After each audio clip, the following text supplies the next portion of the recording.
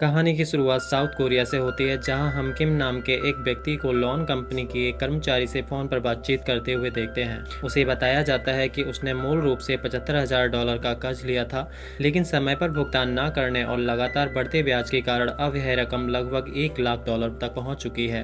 किम यह सब बड़ी शांति से सुनता है, मगर अंदर ही अंदर वह पूरी तरह टूट चुका था। फोन रखने के बाद वह हॉर्न नदी के ऊपर बने एक पुल पर पहुंचता है। उसे महसूस होता है कि उसकी जिंदगी में कुछ भी बचा नहीं है।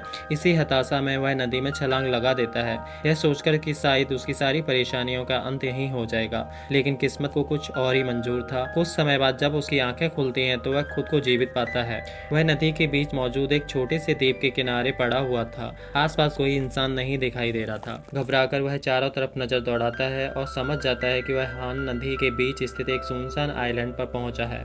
शुरुआत में उसे उम्मीद रहती है कोई ना कोई उसे देख लेगा और मदद के लिए आगे आ जाएगा। इसी भरोसे में वह कार्डबोर्ड और पुराने अखबारों की मदद से अपने लिए एक अस्थायी कंबल तैयार करता है और वहीं सो जाता है। अगली सुबह उसकी नींद एक गुजरती हुई नाव की आवाज से खुलती है। वह तुरंत दौड़कर मदद मांगने की कोशिश करता है, जोर जोर से चिल्लाता है और हाथ हिलाकर लोगों का ध्यान अपनी तरफ खींचने की कोशिश करता है, लेकिन नाव में बैठे लोग उसकी बात समझ नहीं पाते। एक आदमी उसे देखता है तो मगर उसे लगता है कि किम बस सामान्य तरीके से हाथ हिला रहा है। वह भी मुस्कुराकर हाथ हिलाता है और नाव आगे बढ़ जाती है। यह देखकर किम बेहद निराश हो जाता है। वह और जोर से आवाज लगाता है, लेकिन तब तक नाव काफी दूर निकल चुकी थी। अब उसे एहसास हो जाता है कि उसे खुद की ही कोई उपाय ढूंढना होगा।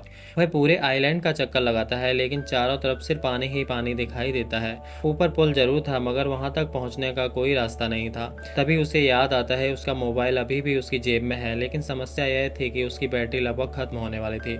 वह तुरंत इमरजेंसी सर्विस को कॉल करता है और बताता है वह हान नदी के बीच बने एक सुनसान द्वीप पर फंस गया है। मगर उसकी बात इतनी अजीब लगती है, ऑपरेटर उसे मजाक समझ बैठती है। किम बार बार समझाने की कोशिश करता है कि वह सच बोल रहा है, लेकिन कॉल अचानक कट जाती है।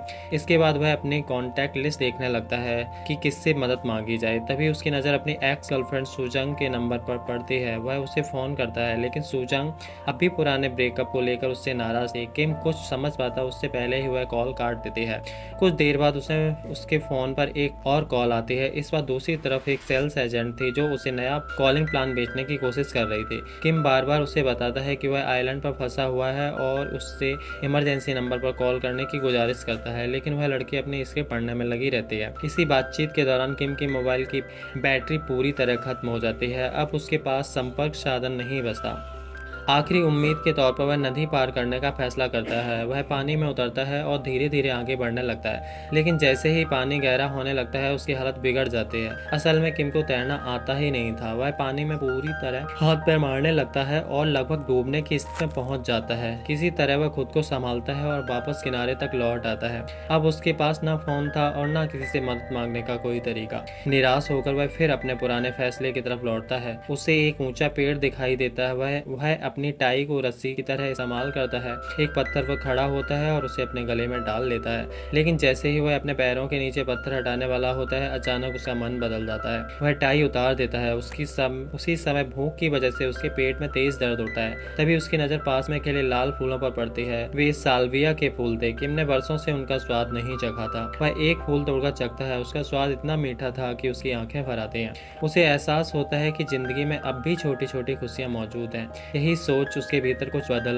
देती है। वह तय करता है कि मरने के बारे में बाद में सोचा जा सकता है। फिलहाल उसे इस आइलैंड पर तब तक जीवित रहना होगा जब तक कोई मदद नहीं पहुंच जाती। इसके बाद वह खुद को संभालता है, नदी का पानी पीता है, जंगल में मिले मशरूम खाता है और लकड़ियां इकट्ठा करने लगा है। पूरी शाम वह आग जलाने की कोशिश में लगा रहता है ताकि रात की ठंड से बच सके। कुछ समय बाद वह अपनी जेब और बटुआ टटोलता है। उसमें कई क्रेडिट कार्ड पड़े थे जिनके बिल अभी भी बाकी थे। वह एक एक कार्ड को देखता है और समझ जाता है इस शहर में यही चीजें उसकी सबसे बड़ी परेशानी थी, लेकिन इस आइलैंड पर इनकी कोई कीमत नहीं थी। गुस्से में वह सारे कार्ड फेंक देता है। पहली बार उसे महसूस होता है कि जीने के लिए बैंक अकाउंट, कर्ज और बिलों की उतना जरूरत नहीं है जितनी वह समझता था। वह इतने इनके बिना भी सांस ले सकता है और शायद पहली बार खुद को थोड़ा आजाद महसूस करता है।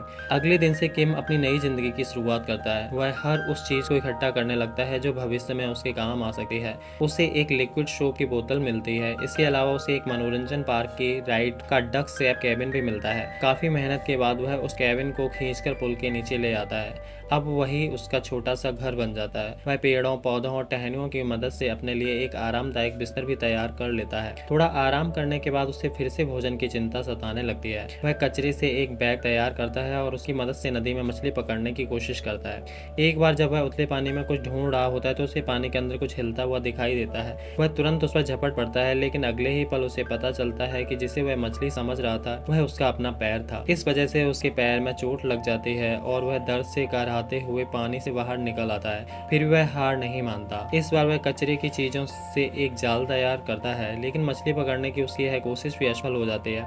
अब वह लगातार मशरूम खाकर ऊब चुका था। कुछ अलग खाने की तलाश में वह पूरे आइलैंड में घूमने लगता है। तभी उसकी नजर एक पेड़ पर बने पक्षियों के घोंसले पर पड़ती है। वह उस पर चढ़ने की कोशिश करता है, लेकिन ऐसा लगता था कि उसने पहले कभी ठीक से पेड़ पर चढ़ाई नहीं की थी। बहुत संघर्ष के बाद वह थोड़ा ऊपर तक पहुंचता है, मगर उसकी हालत बुरी तरह खराब होने लगी है। काफी मशक्कत के बाद जैसे ही किम घोंसले के करीब पहुंचता है, तभी वहां मौजूद पक्षी अचानक उड़कर उसके ऊपर बीट कर देता है। किम घबराकर किसी तरह नीचे उतर आता है।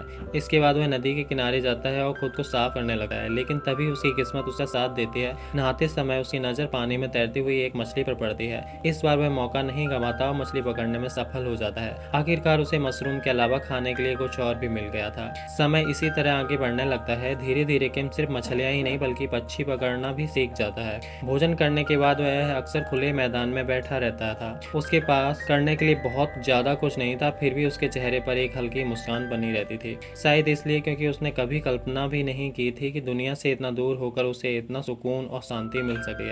अब कहानी शहर के एक दूसरे कोने की ओर बढ़ती है। वहाँ जंग यौन नाम की एक लड़की रहती थी। वह चिंता, डर और अकेलेपन से इतनी प्रभावित थी कि कई वर्षों से अपने कमरे से बाहर तक नहीं निकली थी। वह अपने माता पिता से भी बहुत कम बात करती थी। बाहर जाकर कूड़ा फेंकना तो दूर, वह सारी बेकार की चीजों को प्लास्टिक बैग्स में भरकर अपने कमरे में ही जमा करती रहती थी। यहाँ तक कि उसके खाना भी दरवाजे के नीचे से अंदर सरका दिया जाता था। हालांकि वह कमरे में बंद थी, लेकिन उसकी अपनी एक तय दिनचर्या थी। हर सुबह वह तब उठती थी जब उसके पिता काम पर निकल जाते थे। उसके बाद वह कमरे के अंदर ही तैयार होती जैसे सचमुच किसी ऑफिस या काम पर जाने वाली हो। वह अपने नाश्ते की कैलोरी गिनती पेडोमीटर पर रोजाना तय किए कदम पूरे करती और फिर कंप्यूटर पर अपना काम शुरू कर देती। दिन भर वह खाना खाती, सफाई करती, एक्सरसाइज करती और खुद को किसी न किसी काम में उलझाए रखी। जंग यौन सोशल मीडिया पर भी काफी सक्रिय थी, लेकिन वहाँ वह अपने असली रूप में मौजूद नहीं रहती थी। उसने कई नकली प्रोफाइल बना रखी थी, जहाँ वह एडिट की गई तस्वीरें और झूठी जीवन शैली के पीछे खुद को छिपा कर रखती थी। इसके लिए सच्चाई से ज्यादा मायने लोगों की प्रतिक्रियाएं रखती थी। जब लोग उसकी पोस्ट पर कमेंट करते या जवाब देते तो उसे लगता था कि उसकी बनाई हुई दुनिया सच है। दिन के अंत में जब उसके माता पिता सो जाते तब वह अपना सबसे पसंदीदा काम करती थी। वह अपने कैमरे से चांद की तस्वीरें खींचती थी। उसे चांद इसलिए अच्छा लगता था क्योंकि वहाँ कोई नहीं था और जहाँ लोग ना हो वहाँ उसे सबसे ज्यादा सुकून मिलता था। जंग यौन हमेशा खुद को एक व्यस्त इंसान की तरह दिखाने की कोशिश करती थी, लेकिन हकीकत यह थी कि वह अपने कमरे की 4 दीवारों में कैद थी। साल में केवल 2 बार ऐसा मौका आता था जब शहर में सिविल डिफेंस ड्रिल की वजह से कुछ समय के लिए सब कुछ रुक जाता था। उन पलों में सड़कें खाली हो जाती थी और पूरी दुनिया उसे चांद जैसी शांत दिखाई देती थी। उसे महसूस होता था कि कुछ देर के लिए जीवन का बोझ हल्का हो गया। ऐसे ही एक दिन वह अपने बड़े कैमरा लेंस से शहर का नजारा देख रही थी, तभी उसकी नजर हान नदी के बीच मौजूद उस आइलैंड पर पड़ती है। वहाँ उसे किम दिखाई देता है। शुरुआत में उसे लगता है कि कोई अजीब आदमी उस सुनसान जगह पर मौजूद है, लेकिन फिर वह देखती है कि किम अपनी टाई की मदद से खुद को लटकाने की कोशिश कर रहा है। यह देखकर जंग यौन बुरी तरह घबरा जाती है। वह उस आदमी को जानती तक नहीं थी, फिर भी उसके मन में सिर्फ एक ही ख्याल आता है कि उसे ऐसा नहीं करना चाहिए। कुछ देर बाद जब किम अपना इरादा बदल देता है तो जंग यौन भी राहत महसूस होती है। उस दिन के बाद वह उस अजनबी आदमी पर नजर रखने लगती है। धीरे धीरे किम की दिनचर्या, उसकी आदतें और आइलैंड पर उसका संघर्ष जंग यौन को अपनी दिनचर्या का हिस्सा बन जाते हैं। दूसरी तरफ किम भी अकेलेपन से लड़ने के लिए खुद को व्यस्त रखने की कोशिश करता रहता था। कभी वह बेकार चीजों को गोल्फ बॉल की तरह मारता, कभी अपने छोटे से घर की मरम्मत करता और कभी किसी नए काम में लग जाता। एक दिन वह फिर नदी के पास से गुजरती हुई एक नाव को देखता है। एक पल के लिए उसके मन में मदद मांगने का विचार आता है, लेकिन फिर वह रुक जाता है। अब वह समझ चुका था कि शायद लोग उसकी बात पर विश्वास विश्वास नहीं करेंगे। इसी दौरान जब वह जंगल की तरफ जा रहा होता है तो उसके पैर किसी चीज से टकराता है। नीचे देखने पर उसे इंस्टेंट ब्लैक बीन नूडल्स का एक खाली पैकेट दिखाई देता है।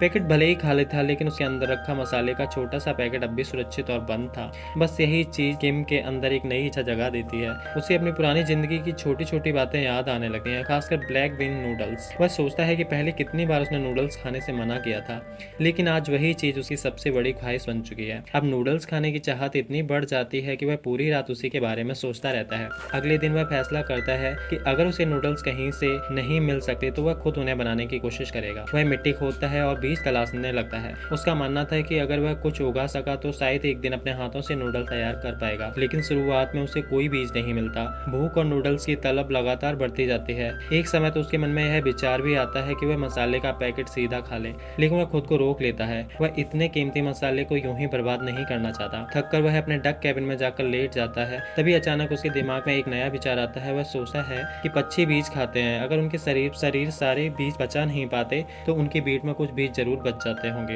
यही सोचकर वह पक्षियों की बीट इकट्ठा करना शुरू कर देता है। एक धातु के टुकड़े की मदद से वह उन जगहों से बीट खोजता है जहाँ पक्षी सबसे ज्यादा बैठते थे। उसे उम्मीद थी कि इनमें से कुछ बीज उसे मिल जाएंगे। इसके बाद वह खेती करने के लिए आइलैंड पर एक जगह तैयार करता है। वह सही मिट्टी चुनता है, पत्थर हटाता है, खेत की तरह कतारें बनाता है और खाद का भी इंतजाम करता है। उसे खुद आश्चर्य होता है कि जब जरूरत पड़ती है तो इंसान का दिमाग इतनी तेजी से काम करने लगता है। आखिरकार उसे मिले हुए बीज वह मिट्टी में बो देता है। अब उसके पास इंतजार करने के अलावा कोई दूसरा रास्ता नहीं था, लेकिन इस बार यह इंतजार निराशा नहीं बल्कि उम्मीद से भरा हुआ था। करीब 2 महीने बीत जाते हैं। इस दौरान जंग यौन लगातार दूर से किम को देखती रहती। उसे किम में एक अलग तरह की स्वतंत्रता दिखाई देती। वह पूरी तरह अकेला था, लेकिन फिर भी अपने तरीके से जीवन जी रहा था और शायद जंग यौन भी अपने जीवन में उसी तरह की शांति और आजादी की तलाश कर रही थी। किम को देखते देखते जंग यौन के भीतर भी धीरे धीरे हिम्मत आने लगती है। उसने कई वर्षों से अपने कमरे से बाहर कदम नहीं रखा था, लेकिन अब वह उस आदमी से किसी तरह संपर्क करना चाहती थी।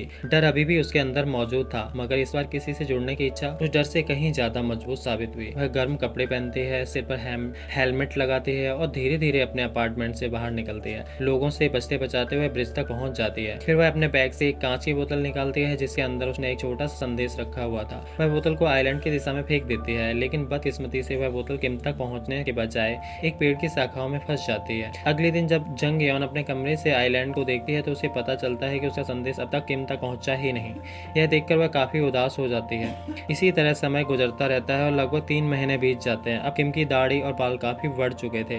वह पूरी तरह आइलैंड की जिंदगी में ढल चुका था। उसने पेड़ों पर चढ़ना सीख लिया था, नाश्ते के लिए अंडे इकट्ठा करता था और अपने छोटे से खेत की देखभाल भी करता था। उसने लकड़ी के टुकड़े, कुछ सामान और अपने पुराने सूट की मदद से एक स्कैरक्रो भी बना लिया था। पक्षी उसकी फसल को नुकसान न पहुंचा सके। फिर एक दिन उसकी नजर मिट्टी से बाहर निकलते एक छोटे से पौधे पर पड़ती है। यह देखकर उसकी खुशी का ठिकाना नहीं रहता। इतने लंबे इंतजार और मेहनत के बाद आखिरकार उसे अपनी कोशिशों का नतीजा दिखाई देने लगा था। इसी दौरान एक दिन उसे पेड़ की शाखा में अटकी हुई एक कांच की बोतल दिखाई देती है। वह उसे निकालता है और अंदर रखा कागज पढ़ता है। उस पर सिर्फ एक शब्द लिखा था, हेलो। यह देखकर किम पूरी तरह चौंक जाता है। वह अपने स्कैरक्रो से बातें करते हुए कहता है कि यह संदेश यूं ही नहीं आया, हो सकता है जरूर कोई है जो उसे देख रहा है। इस बात की पुष्टि करने के लिए वह समुद्र तट जैसी खुली जगह पर बड़े बड़े अक्षरों में लिख देता है, हाउ आर यू।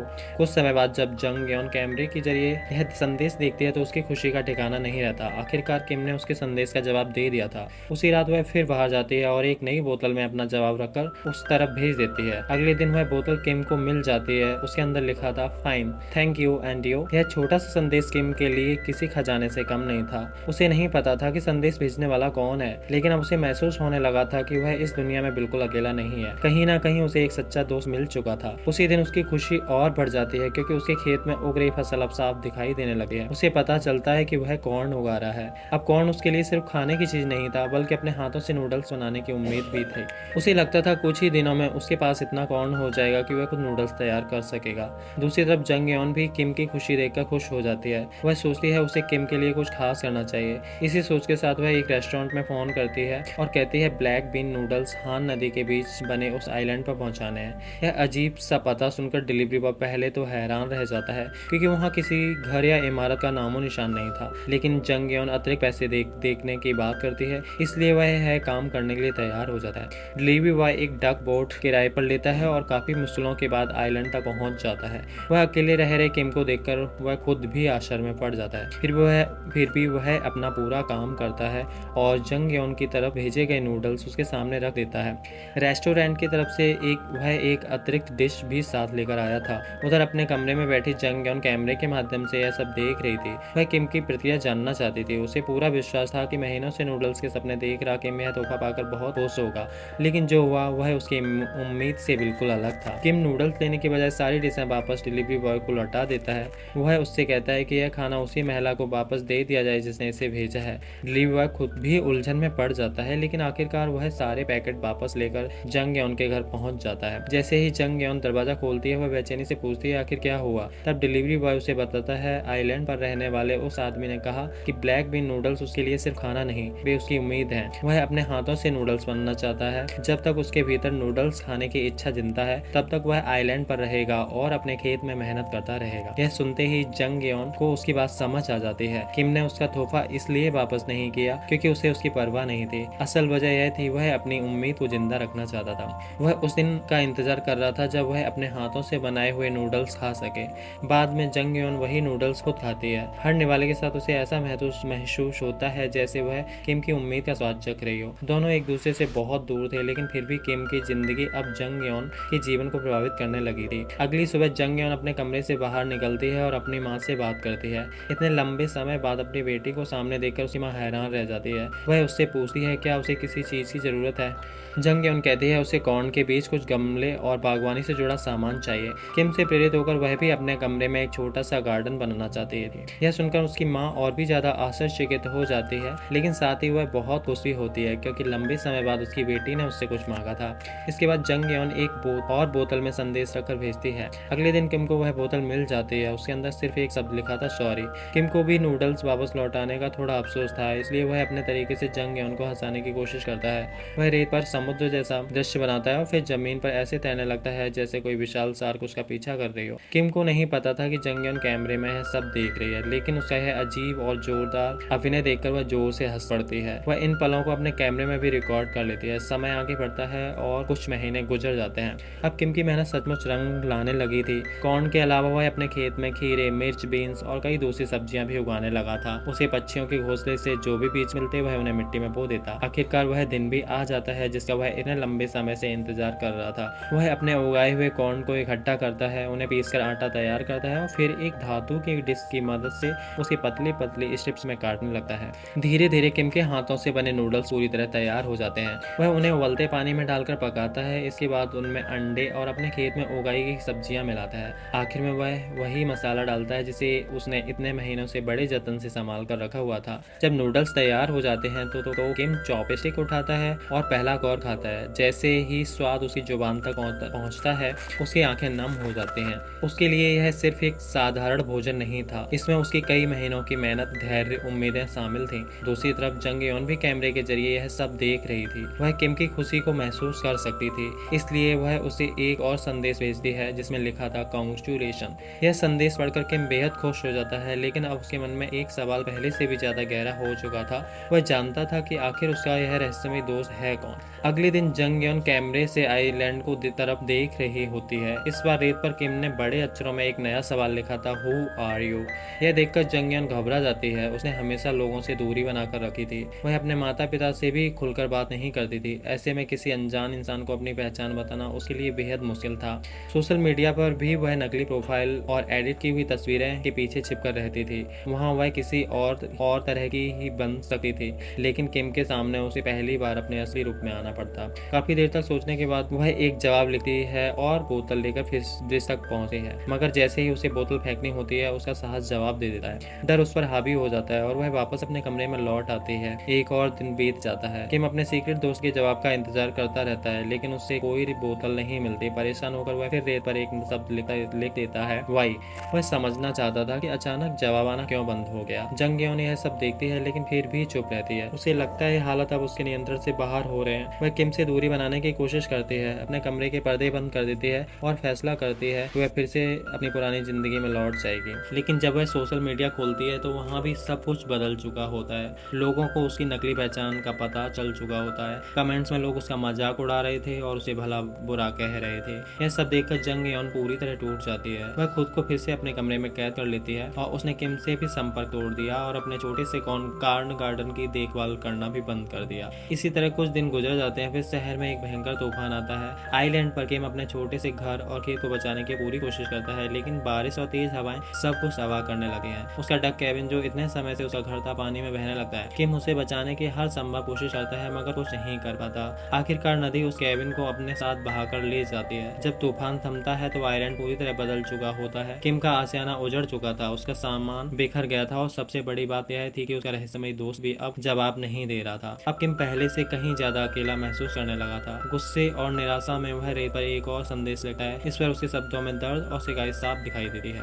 उसे ऐसा लगता है मानो उसके दोस्त ने उसे बीच रास्ते में ही छोड़ दिया हो। अपने कमरे से यह सब देख रही जंग यौन को बहुत बुरा लगता है। वह समझ जाती है कि किम अंदर से टूट रहा है। तभी उसकी नजर कुछ लोगों पर पड़ती है जो आइलैंड की ओर बढ़ रहे थे। सरकारी कर्मचारी किम के सामने पहुंचे हैं और उसे वहां अकेला देखकर वे हैरान रह जाते हैं और उसे एक बेघर आदमी समझ लेते हैं। वे उसे बताते हैं कि वह यहाँ नहीं रह सकता। किम साफ इनकार कर देता है। वह आइलैंड छोड़ना नहीं चाहता। वह वहां से भागने की कोशिश करता है, लेकिन जल्द ही और गार्ड भी वहां पहुंच जाते हैं। कुछ ही देर में वे उसे चारों तरफ से घेर लेते हैं। किम पूरी ताकत से विरोध करता है। वह चिल्लाकर कहता है कि यह जमीन उसकी है, उसका घर है, लेकिन सरकारी कर्मचारी उसकी बात नहीं मानते। उनका अधिकारी उसे समझाता है कि यह आइलैंड एक संरक्षित क्षेत्र है या यहाँ आम लोगों का रहना प्रतिबंधित है। यह सरकारी संपत्ति है, इसलिए वह इस पर अपना अधिकार नहीं जता सकता। इसके बावजूद किम बार बार उनसे विनती करता है कि उसे यहीं रहने दिया जाए। वह कोई परेशानी नहीं खड़ी करेगा। वह सिर्फ अपने दोस्त के संदेशों का इंतजार करना चाहता है। उसे डर था कि अगर वह इस आइलैंड से चला जाएगा तो शायद वह उस इंसान को कभी नहीं जान पाएगा जिसने उसे अकेलेपन के दिनों में उसका साथ दिया था। लेकिन किसी से उसकी बात नहीं सुनी।